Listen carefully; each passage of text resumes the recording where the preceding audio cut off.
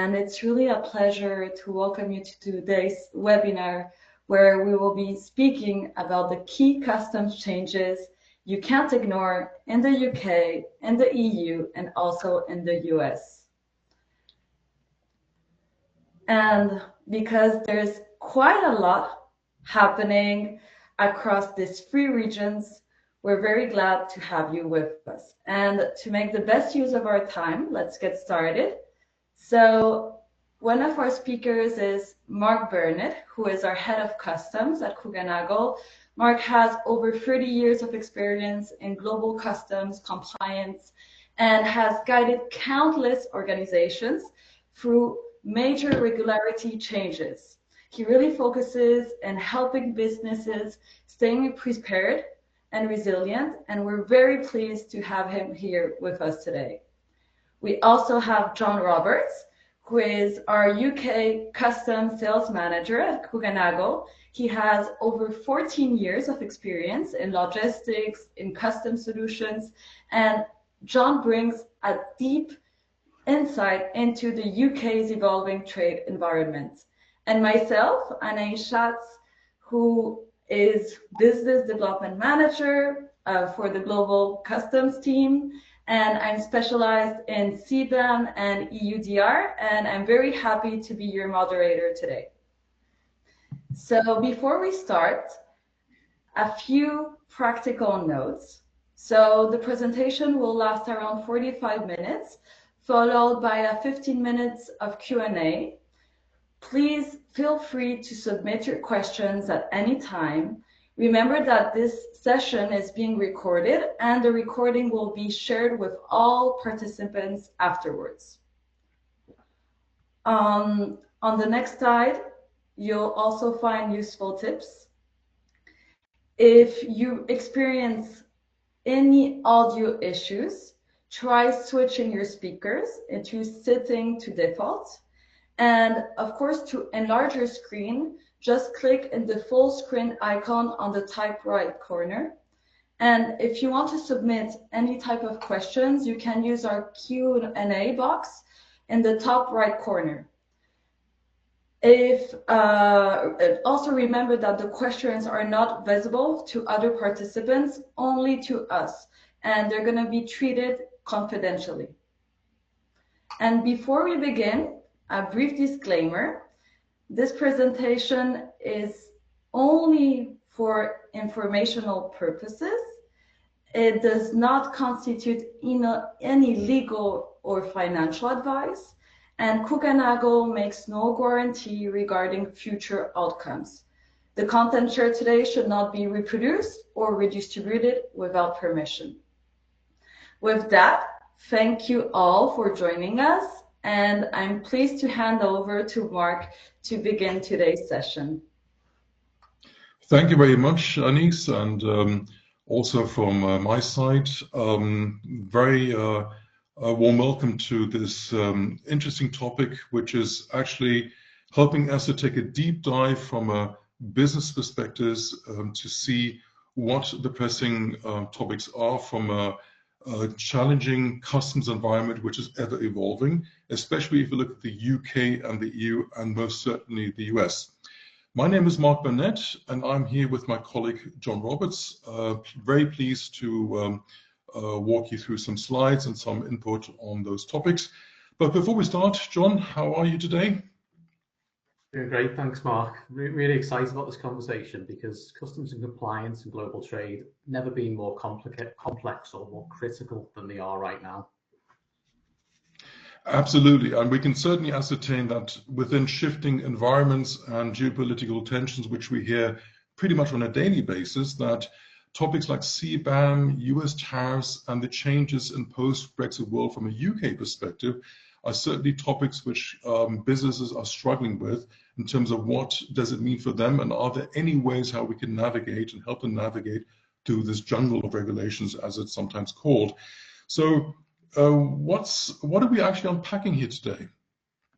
Well, first of all, Marc, you're absolutely right, and I wanted to say I'm always looking forward to connecting with you on these topics. So me being closely aligned with the UK side, and then your expertise from a global perspective. It's just great to share some practical strategies on these topics and information to help our customers ultimately stay compliant, but also stay competitive. Absolutely. And as really mentioned in the beginning, we want this to be as interactive as possible. So if you have any questions, please raise those questions in the chat box. We will pick those questions up as good as we can. And should any question be unanswered, we'll be happy to follow up after this webinar. Perfect. Thanks, Marc. So let's begin then. So Marc, I believe we've got a huge topic to begin with, which is around European CBAM. And I'm particularly interested because this is a huge topic coming for UK businesses next year as well. So can you talk me through what's happening with CBAM? Absolutely. So CBAM, as you can see over here, is our first topic. And maybe we can take a step back again, because it's important to understand the background of CBAM. And if you look at the slide over here, you can actually see the hint that CBAM actually stems from the European emissions trading system, which was launched some 20 years ago. The goal at the time was actually to have an overall cap on the total greenhouse emissions from a manufacturing perspective and to promote a reduction of such as time would go on. And in so doing, the regulatory bodies tried to incentivize a lowering of emissions to promote those manufacturers being more energy efficient. Now, conversely, those manufacturers were not investing in more environmentally friendly production sites, exceeding certain thresholds, which in itself would be reduced every single year, would have to acquire certain allowances on the so-called spot market or VTS. And in essence, you can ascertain that this comes at a cost. Now, the flip side is obviously that in so doing, non-EU companies, i.e. producers and suppliers in China, shipping into the EU not governed by said regulations, would have an advantage because they could actually import same goods produced otherwise in the EU at a lower cost. Or conversely, EU manufacturers shifting own production outside of the EU for later re-import into the EU would also undermine the ETS system. So in effect, that's what regulatory bodies call the so-called carbon leakage.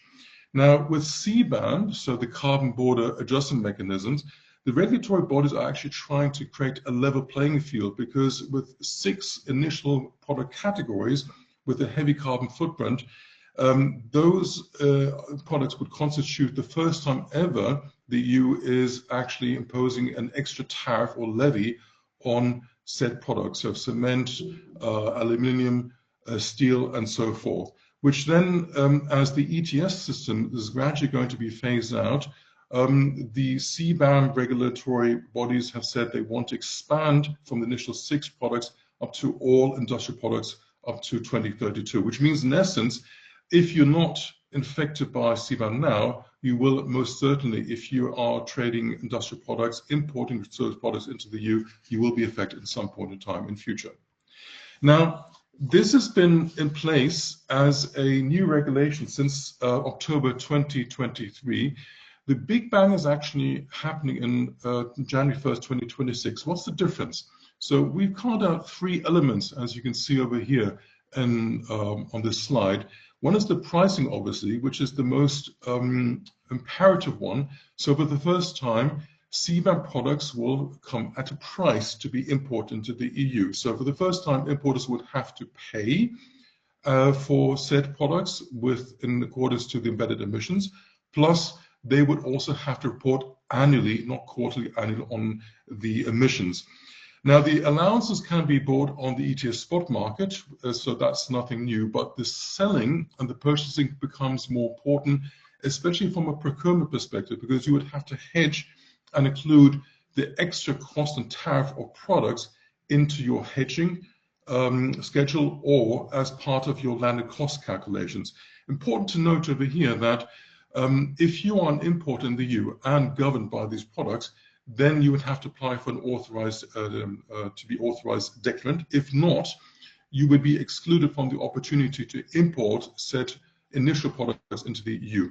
Now, the amount of certificates one would have to hold on an annual basis is 50%, We'll be talking about that in the next slide. But there's an important note over here. If you have paid for deductions or for a carbon price outside of the EU, you may offset it against the otherwise payable certificate in the EU.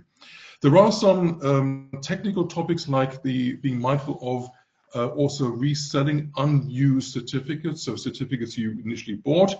However, very important to notice that if you fail to resell these certificates at a certain level, those so-called cancel certificates you would receive no compensation for. So it's really important to be mindful of the hedging and the calculation up front. Now, there's been a lot of noise, especially from the SME industry, so smaller, mid-sized companies who said we are not equipped to handle this. And given the noise from the industry, the EU regulatory bodies have made some concessions. And one is the one that you see over here in the first bucket. So the newly introduced threshold of 50 tons per year is an easement so far because it would automatically exclude 90% of the importers, otherwise governed by CBAM. Conversely, the 10% of the importers would constitute 99% of the emissions. They would still have to file for all obligations. There are also some other technical aspects. So for the deadline to declare your annual report will be now not in 2026, but in 2027, September 30th. And for the first time in 2027, February 1st, you will be able to buy certificates for 2026 with the final date of acquisition in September 2027. There are other easements, like if you are an occasional importer of CBAM products, you may register for such. But the important point over here is the penalties, which have been increased from some 50 to 100 tons going forward. So these are the easements, all subsumized under the so-called Omnibus 1 package. Now, if we look at the other side on the channel, we need to appreciate that other countries, i.e. the UK, for example, are also introducing their own CBAM regulation as of 2027. And similar products, nothing different over here. The way the calculation works is different, and so far that, in principle, we have the requirement to make sure that the threshold of 50,000 tons is recognized. That's a different entry threshold than the 150 euros in the EU. So the checklist which you would have to be mindful of is understanding whether or not you're governed by this new regulation from an EU perspective. Make sure that you collect the right information in terms of emissions. Plan and sit together with your supply chain team and understand what are the prerequisites in order to file and be authorized as a CBAM declarant. And when in doubt, consult with your service providers or experts. Great. Thanks for sharing this, Marc. And it gives a business a lot to think about regarding EU CBAM and UK CBAM. And I'm really interested to see the differences there. So moving on to our next topic, which is US tariffs. Such a complex and ever-changing landscape at the moment with regarding this topic. I'm really intrigued for you to share our next point and the current topics at the moment.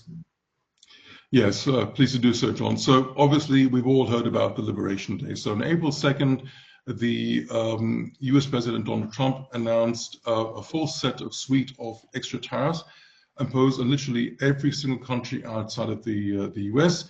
There's been a lot of movement ever since then. So on April 9th, there was a 10% duty level, which was unilaterally applied to all countries. One has to also understand that the imposition of new tariffs is nothing new. Even under Biden, initially imposed tariffs on washing machines and machinery coming from China was not removed. There's been a lot of development ever since then, as you can see over here, from de minimis being abolished to new extra tariff imposed on China, and also new trade deals being established between the UK with 10%, EU 50%, and just recently Switzerland with 15%. However, one needs to also understand there is a pending Supreme Court decision whether or not the incumbent US president has the right to impose extra tariffs. That is still pending, so it will be interesting to see what happens afterwards. The question I usually receive from businesses is, Mark, is there anything we can do to negate these tariffs? The answer is no, but what we can do is to think about, are there any mechanisms to reduce the impact of such? Now, let's have a look at three solutions which might be useful for some businesses depending on the supply chain. So the first one would be the so-called first sale for export rule. What does that mean? It means in principle that as opposed to using the last transaction in a for customs declaration, which is the baseline for taxation, one can contemplate in a chain of transactions to use the first sale, hence the name first sale for export as the baseline for transaction. What it does is actually is by reducing the baseline, you automatically also reduce the duties otherwise incurred. So you see it over here in the case of 10% duties applicable. It does make a difference if you apply the 10% on 1 million or the 10% maybe on a reduced level of, let's say, 900,000. On this simple case, the second sale will be 130, which would be the normal tax base for duties to be levied. Using it the 100 would give a company an edge over other competitors. So that's one element one could contemplate using. Obviously, it would depend on certain criteria like documentation, making sure that the first shipment or the shipment initially would also be destined for the US, next to also packaging requirements, and also linkage to transfer pricing, which is particularly important for multinationals having a lot of affiliates in this value chain. So that's the first one. The second one would be tariff engineering. So typically you would use one HS classification that would attract a certain duty level. By rearranging or re-engineering, for the want of a better word, you could maybe, as alluded to in this example, in a metal tube, by just changing with some minute altercation, the altercations could constitute a low duty rate. Obviously, you would need to be well versed in HS classification, also the interpretation of such, to make sure that you also withstand a customs audit. There is a word of caution, though, as alluded to here over in this court case, where Ford tried to use this mechanism by re-engineering the trucks to constitute or avoid a higher duty rate applied for SUVs imported into the US, and other companies too. They were fined with a hefty fee of 365 million. So it really emphasizes that when you contemplate tariff engineering, that you need to be well versed in what you're doing. Now, the third one is actually a no-brainer, which means in any valuation chain, there are a lot of elements having an impact on your tax base, either increasing or perhaps also deducting your value chain. So if you look at all of these elements on the left, so freight charges, insurance charges, packaging, depending on the Incoterms, so for example, you've had door-to-door prices, constituting a full all-in price up to the first destination in the US, you could carve out set price elements if you have the right documentation in place. Also, if you have using US content in your bill of materials, you could extract that those elements from your supply chain. The effect you see on the right-hand side is actually that by lowering all of these elements and by dissecting whether or not you have all these all-in prices, and by looking at your documentation, you may come to the conclusion that the duty rates could be reduced. Again, these are elements, all three of them are just elements which might ease the pain. We don't say that you can completely negate all of the additional superimposed tariffs as we have learned in April 2nd, but there are elements how you can actually maneuver around to a certain degree. Now, since we've spoken a lot about the US and the EU, John, I'm interested to see if you can provide the audience any update on recent changes from the UK perspective, especially in the post-Brexit world. Absolutely, thanks, Mark. And yes, we've had a significant update this year. So what I wanted to talk around first of all was the UK's new trade strategy.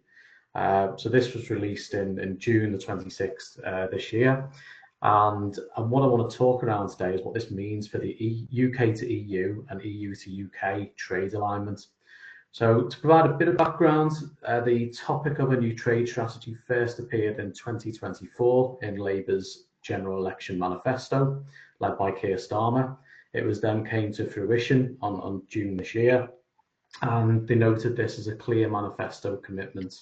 And what it does, it sets out the government's response to the changing trading environment.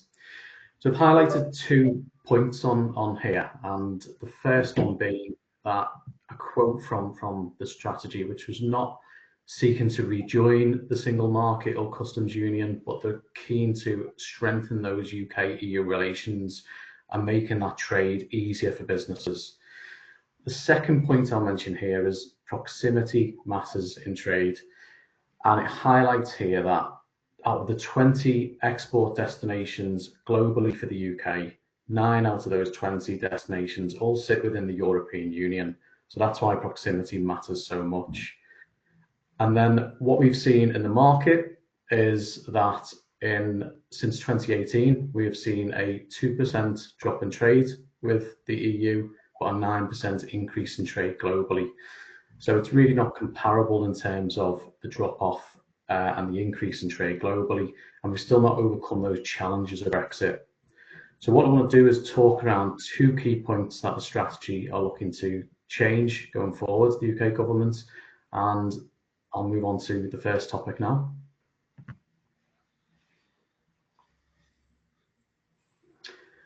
So the first topic is the easing of sanitary and phytosanitary SPS arrangements. So sanitary and phytosanitary sets out the basic rules for food safety and animal health standards. So sanitary being foods and phytosanitary being plants. So the good news is on the 23rd of September 2025, the European Commission formally approved the opening of negotiations for the UK to enter an agreement with the EU for a new arrangement. So why this is important? This is one of the markets that has been, the agri-food market is one that's been impacted the most since Brexit. And since 2018, exports are down 20% and imports are down 7%. And actually 7,000 farms and businesses have closed as a result. So why is this the case?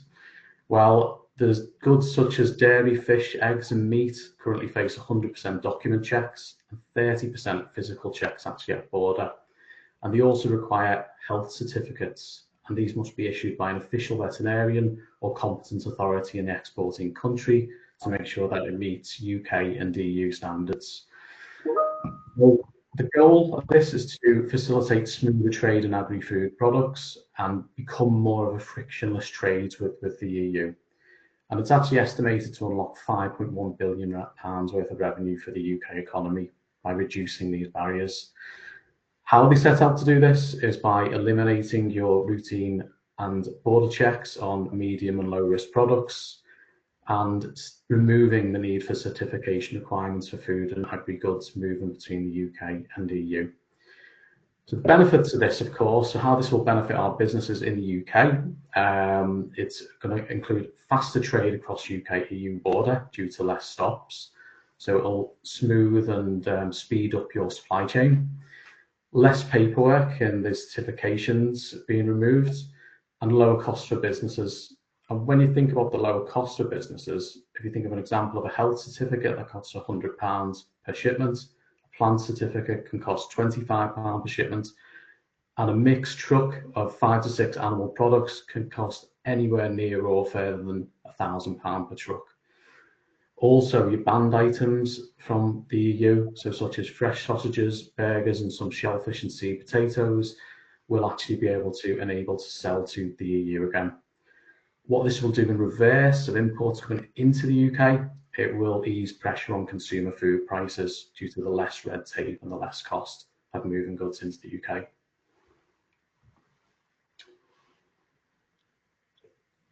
So, of course, nothing comes for free in these arrangements, but the EU have cited two main points or main areas to overcome to reach this agreement. And the first one, it must be in line with the Youth Mobility Scheme. So this was formalised at the May 2025 UK-EU Summit, where both parties agreed to negotiate a reciprocal policy around this. So this provides a mutual policy enabling British and EU citizens to live, work and study across borders for a limited time. The second point is the Windsor Framework Agreement, where Brussels have warned the UK that it must fulfil its commitments. And this means that they must provide evidence that they are checking goods entering Northern Ireland. And the EU set a deadline for November the 1st for the UK to grant the EU full access to what we know as the Trader Support Service System for parcels and freight tracking, and that is to double check their contents. So this is agreed by the Windsor Framework.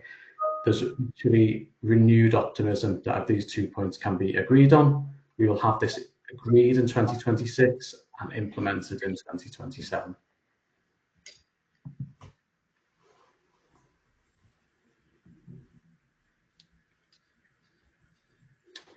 Great.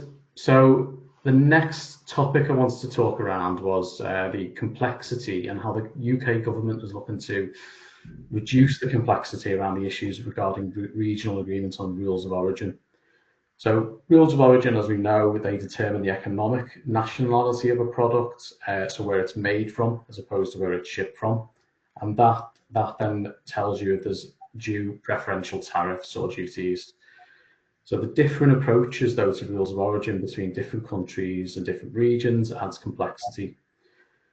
So the UK is seriously looking to join the Pan-Euro-Mediterranean Convention, which is PEM. And the PEM Convention is an agreement establishing common rules of origin and accumulation. And if we can just get a click there, Mark, it will show the visual.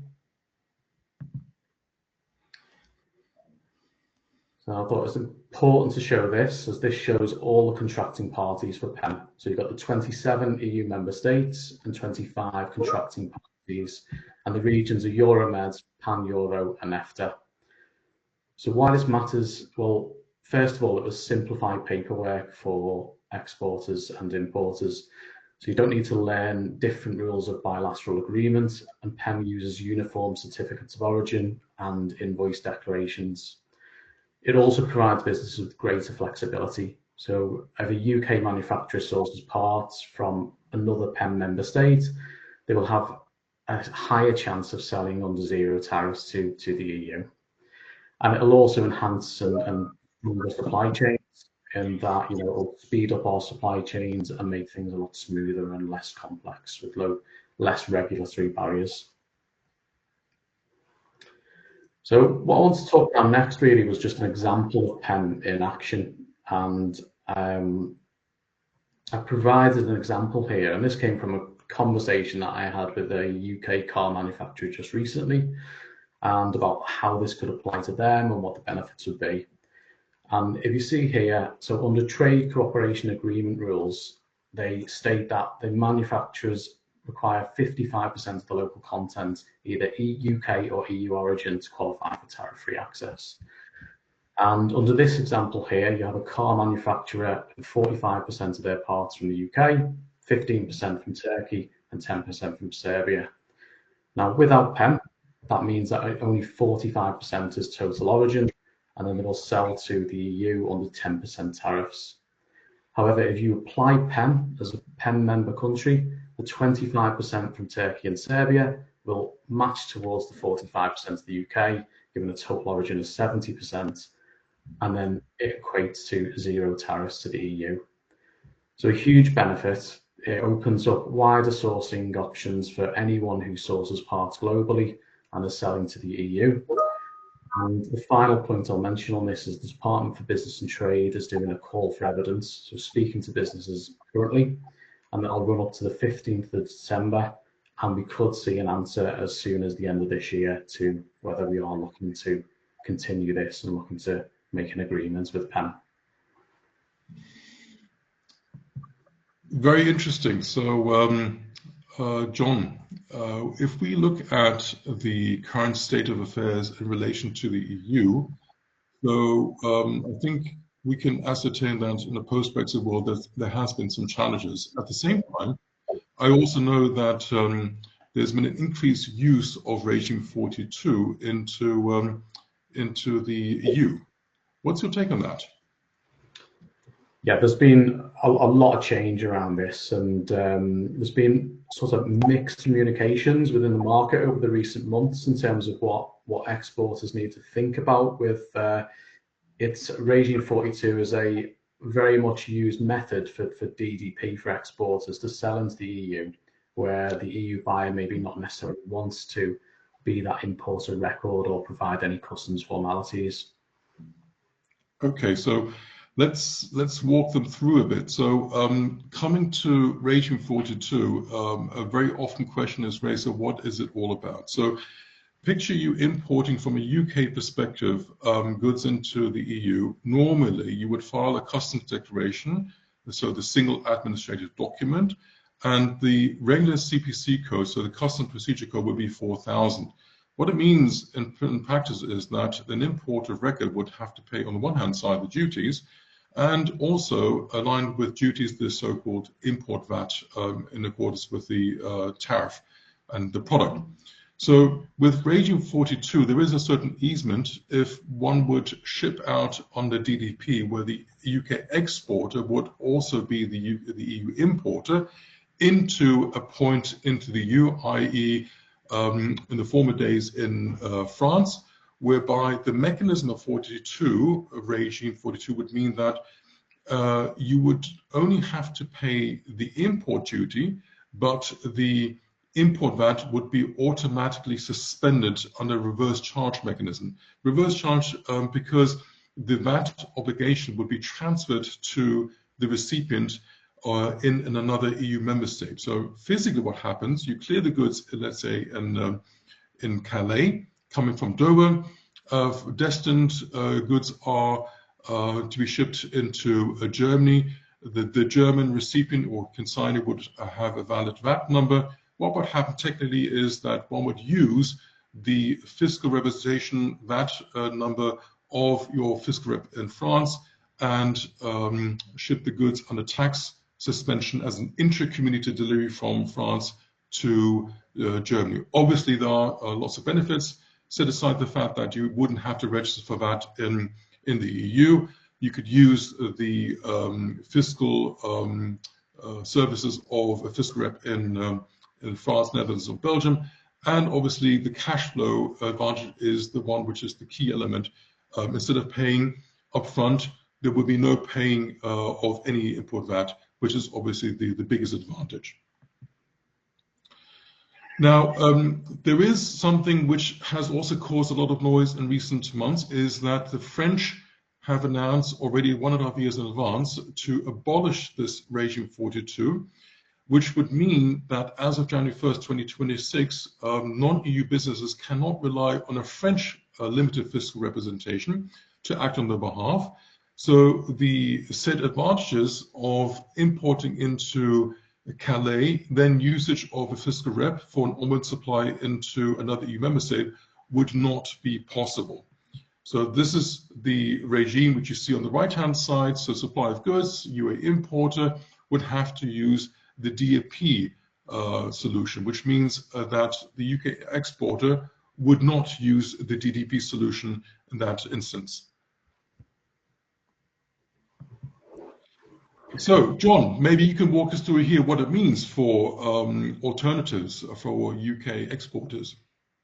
Yeah, thanks, Mark. And absolutely, I mean, a lot of the exporters today, if they've got those agreements with the EU buyers for delivery duty paid terms, you know, it's important that they look for options to continue that service and stay compliant. And the first option that we have here really is to sell under regime 40, which is CPC code 4000, which means release free for circulation. And the regime 40 has a couple of things that you need to think about though. So the UK exporter would apply for a French VAT number, and French Euro number.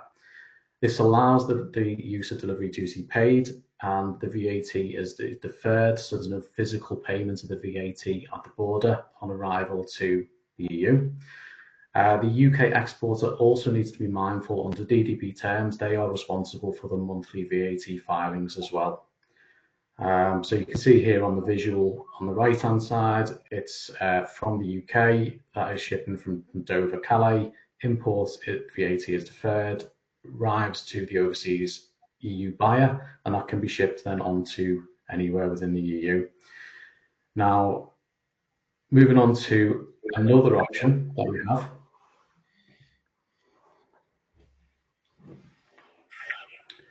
which is alternative routing. So we can still look to route via Netherlands and Belgium.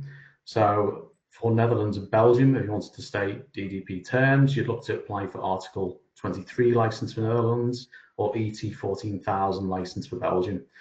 Again, they still allow the use of delivery to DDP, and you don't need a French registration for this process here. Again, UK exporter is responsible for monthly VAT filings, and the importer must be VAT registered in an EU member state. The other thing to note here as well is both options will require indirect fiscal representation within the EU, and it must be the relevant paperwork must be provided as well. Good. So that begs the question, what does actually a fiscal representative do in the EU? Because we heard a lot about Regime 42, the usage of fiscal rep. Maybe to, at the end of this webinar, we can just take a look at the relevance today. So obviously, fiscal rep, as already alluded to, is an entity or service provider representing a business in the point of the EU.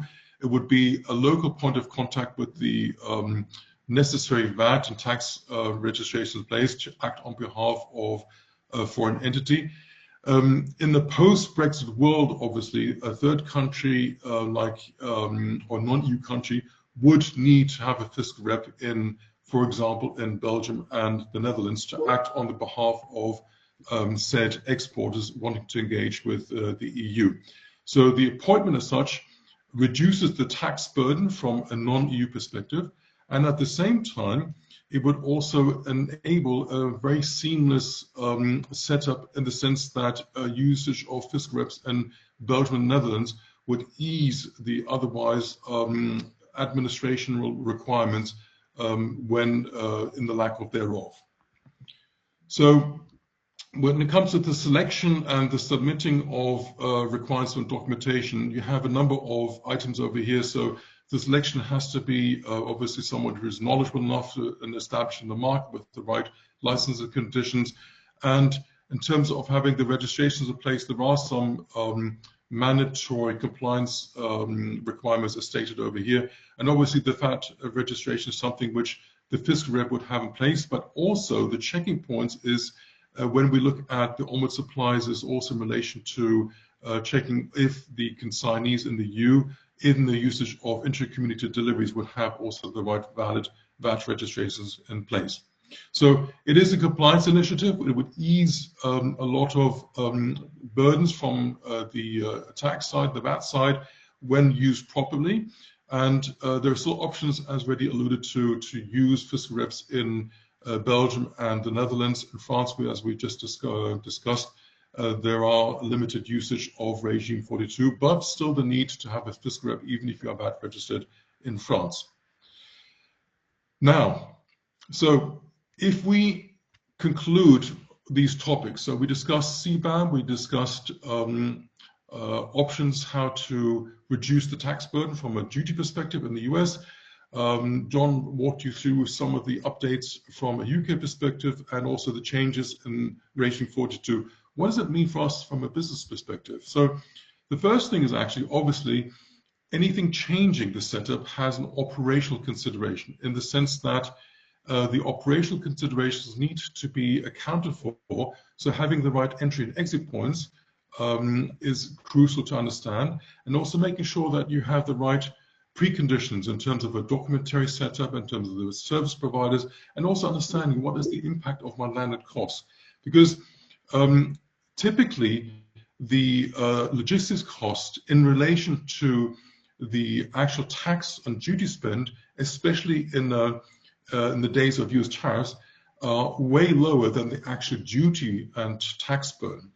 This is why the strategic element on in relation to global customs is within supply chain something which is growing in importance. There was a very interesting survey conducted some years ago where multinationals in different verticals industries were actually surveyed, and what came out of the survey was actually that over 70% weren't optimizing their own supply chain because of resource issues, a lack of insight, not having the right tools or the infrastructure in place.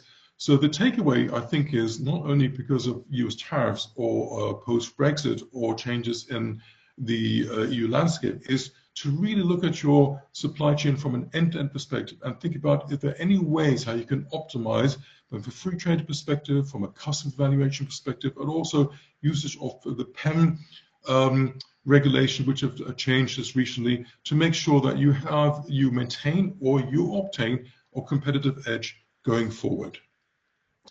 Now, a lot of talking from our side. I think this brings us to the end of our presentation, and as already discussed in the beginning, we do want to open up a section for Q&A, and I'll hand back to my dear colleague, Annies Schatz. Thank you, Marc, and thank you, John, for this insightful presentation. So we've received quite a few questions from the audience, which is great to see, so thank you, everybody. So with that said, let's jump into the first question, and I think this one is for you, Marc. What is the difference between the UK and the EU system? CBAM From a system. CBAM system. So yes, CBAM, well, let's start with the common denominator. They're actually very, very similar because why reinvent the wheel? The differences are the nuances. So in the EU, you have a certificate-based system, which means you have to acquire certificates and surrender them. Surrender meaning selling them back to the selling them to the agencies in relation to the amount of CBAM goods you import in the EU. In the UK, it's a direct tax-based system, so you wouldn't have to acquire certificates. You would levy it at source directly. That's the main difference. There are some other minute differences, like we talked about the threshold. £50,000 is the entry threshold versus 150 euros in the EU, but that's in principle it. Perfect. Thank you so much, Marc. We also have someone who asked about the likelihood of the US Supreme Court abolishing the tariffs introduced by President Trump. Could you explain how realistic that scenario is and what authorities the Supreme Court actually has over tariff policy? So that's a very intelligent question. So whoever raised that has some deeper insight, I suppose. So back to the question, by law in the US, it is actually not the president's authority to impose any taxes or any duties in that sense. So duties which he or she or the incumbent president wants to impose always has to pass the Congress. Now, if we reflect on that, Congress wasn't part or privy to any sort of the discussions because on April 2nd, the so-called Liberation Day implied that all of the duties were unilaterally imposed by Trump himself.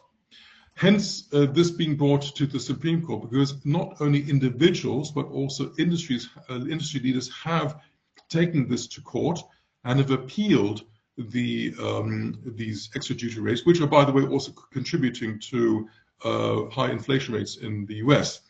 Now, there are ways how the US president can still maneuver himself out of decision, which would most likely go against him. That's my personal view, because the existing law limits the ability of a president to impose extra duties. There are only certain sections, I think it's section 232 or 231 of the existing code, which one could cite, allowing a limited array of extra duties, but that again has to be seen. It wouldn't surprise me that other loopholes will be found by the current US administration, though. Thank you again. We have another question. There's someone who asked whether any additional UK easements are expected. Could you comment on that, please? I can take that one, certainly. The answer is yes, and obviously I highlighted today, a lot around those two particular topics that we focused on in terms of SBS and in terms of complexity of rules of origin, and also around obviously the regime 42, the other elements for frictionless border trade.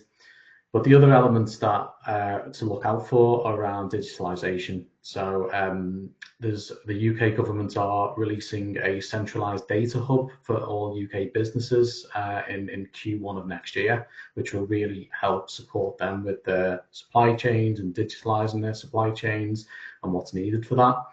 And the second thing is that the UK government are trialling border projects, which is about data sharing pre-border arrival, and also the removal of paper-based to electronic trade documents as well. And it's all around moving to a digitalised way and improving that border flow. So these things are to look out for certainly next year, and that's included within our slide deck a little bit of a summary on some key dates to look out for. Thank you, John. There's another question for you, John, which is related to the regime 40. What documentation is needed to ship a good from the UK to the EU under R40, and which documents must be retained on file? Okay, so there's two aspects of this really. So there's your commercial documents, which is your customs invoice, packing list, what you would do to provide for any export declaration today. And obviously you need to keep a record of the export clearance. The proof of onward movement is important as well. So you must keep records of a CMR or airway bill in regards to the transportation side, because that determines that they have been moved up for onwards dispatch within the EU. So it's important that they keep a record of those documents as well as the commercial documents. The other side of this question as well is obviously we talked around the importance of fiscal representation. It's important that you do get advice from a fiscal representative in terms of what needs to go on your commercial documents, correct CBC code, correct VAT numbers to ensure that it stays compliant. Perfect. Thank you so much, John. We have another question. I think this one goes for you, Marc, maybe John. It's regarding EU customs clearances. Does a business need to establish a company in the EU in order to facilitate or improve the clearances processes? Answer is no. You can always refer to a indirect representative who would act in your name, but in his own name, but on your behalf. Of course, that comes with a high liability in the clearance, but not only with the clearances, because the service provider could either be a freight forwarder, it could be a customs declarant, would not only assume the full liability for duties and taxes, but what is often forgotten is also the full liability on product safety. So everyone buying products in the EU would, if you turn around the products, you will also see CE mark. That means that the importers, or whoever bringing or introducing products into the market, would be fully liable for safety and security, which is often forgotten. And now we have a nexus to CBAM.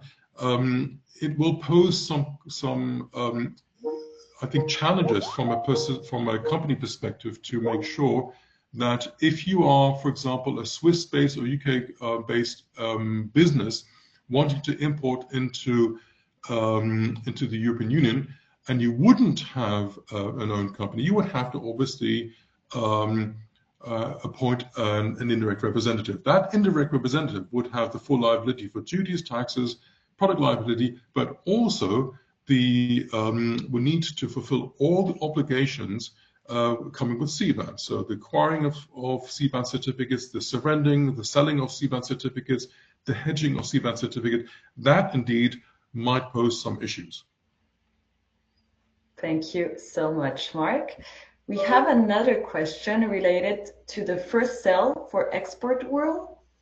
Can the distributor involved by a subsidiary, if so, must the shipment flow through that subsidiary, or can it still be shipped directly? I don't know if you understood the question.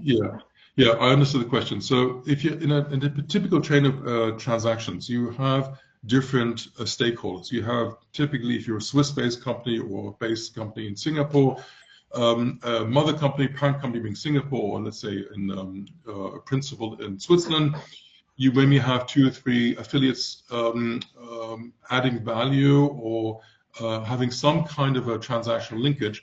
You would always need to make sure that irrespective of the setup, that the physical flow has to be shipped from the first shipper to the US. That's the principle. And only then can you contemplate using the easement. There are very specific requirements from a transfer pricing perspective. So to give you an example, in your transfer pricing documentation, you would need to make sure that in principle, all affiliates adhere to the setup, and suffice to say that the pricing arrangement would have to be met at arm's length, so according to OEC standards. But those are very, very specific details. But yes, the first shipment will also have to go to the US directly. So the moment you have, for example, let's say a shipment from Shanghai to Hong Kong, Hong Kong to, let's say, Switzerland, and then from Switzerland to the US, it wouldn't work. Perfect. Thank you so much, Marc. We have a question about FTL imports into the UK. Are there any medium-term initiatives or developments that could help reduce these costs?